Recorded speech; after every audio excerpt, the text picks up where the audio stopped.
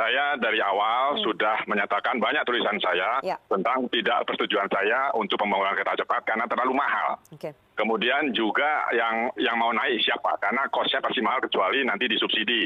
Yang itu menyalahi Perpres 107 waktu itu. Nah, lalu saya terus media mengikuti saya dan seterusnya. Lalu saya dipanggil Pak Presiden 16 Mei 2016. Saya tanya pada Pak Presiden, sebetulnya ini ide siapa sih? Kok seperti ini? Jawaban Pak Presiden, itu ide saya, Mas. Karena untuk menjadi bangsa yang besar, kita harus mempunyai teknologi tinggi. Dan saya memilih kereta cepat karena dibantu Cina, itu waktu saya diajak naik kereta oleh Xi Jinping, ini enak sekali dan Cina mau bantu. Saya bilang, oke Pak, tetapi kosnya mahal sekali. Enggak, tenang saja. Tidak apa-apa, bisa kita biayai. Ya sudah, saya sudah sampaikan kemungkinan-kemungkinan yang sekarang terjadi. Jadi kalau sekarang berkomentar lagi, ya saya sudah sampaikan langsung pada Pak Presiden dan ini sekarang terjadi. Nah ini belum apa-apa. Yang nanti saya khawatirkan, ketika operation maintenance kereta ini sudah jadi, itu juga sangat tinggi.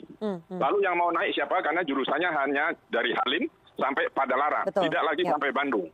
Tidak berhenti di Kerawang, tidak berhenti di Walini. Sehingga pertanyaan saya, kalau kita mau ke Bandung, naik kereta cepat, katakan 40 menit, tapi habis itu turun kereta, lalu sambung apa? Angkot, bus, atau kereta parahyangan, itu merepotkan. Karena orang membawa bagasi, lalu menggendong anak, kan susah. Sehingga pertanyaan saya, siapa yang mau naik? Ketika yang mau naik sedikit, tentu cost untuk operation maintenance-nya naik. Lalu kapan kembalinya itu bisa dihitung, ada hitung-hitungannya. Karena saya punya proposal yang dibuat oleh Jepang dan proposal yang dibuat oleh Cina. Tapi Pak Agus sekali lagi, apakah kemudian ini menunjukkan meskipun Anda dan mungkin para pengamat yang lainnya sudah pernah mengingatkan Presiden, ini menunjukkan bahwa ada skema perencanaan yang salah ya? Bukan yang salah setelah berjalan, dari dulu juga salah. Makanya saya bilang kan terlalu mahal. Karena saya sudah pastikan, saya sampaikan pada Pak Presiden, pasti akan ada hal-hal yang membuat Pak Presiden repot. Nah sekarang ini yang terjadi. Ya kan, jadi bukan salah karena sudah jalan lalu salah, enggak. Memang dari awal itu hitung-hitungannya. Kalau yang dibuat oleh Jepang itu kan, ini kan proyek Jepang, lalu diminta paksa oleh pemerintah diberikan pada Cina. Ini bukan pakai tender ya.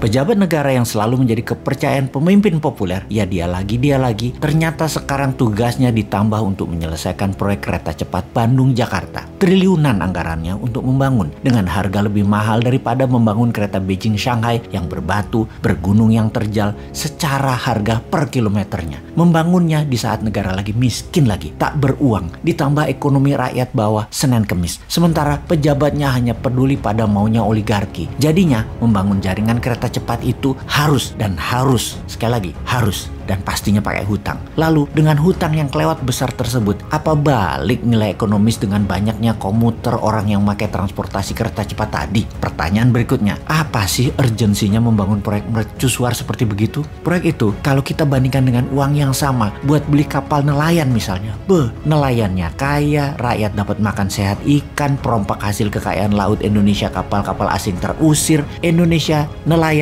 pasti lebih makmur. Kalau uang yang sama dibikin proyek oleochemical, turunannya kelapa sawit, ada lebih 50 produk dasar agar Indonesia tidak impor, dan ini membantu devisa negara. Kalau uang yang sama untuk membangun smelter nikel milik sendiri, tidak ada asingnya, smelter koper, smelter bauksit, smelter ferro, maka industri mineral Indonesia menguasai dunia dan menjadi pahlawan devisa. Hal ini semua yang dinamakan best value of money. Dengan uang yang sama, apa impact yang didapat dan keuntungan mana yang terbesar didapat? Multiplier efek yang ditimbulkan, dan produk tadi harus menjadi efek gentar negara. Kayaknya nggak ada pejabat negara yang menghitung cost accounting berdasarkan best value of money. Lah pejabatnya begitu duduk lupa fungsinya. Yang ingat gimana nanti kalau pensiun anak cucuku harus makmur. Jadi proyek apa saja yang penting cepat dan tidak pakai produk dalam negeri. Kalau produk dalam negeri, PPATK bisa cek arus uangnya. Kalau dari luar negeri nggak bisa. Jadi ya mainnya di luar supaya cuannya nggak kelihatan. Berapa yang buat proyek, berapa yang ditilep. Oke deh, begini kita coba ajarin cara bisnis, dagang, dan bernegara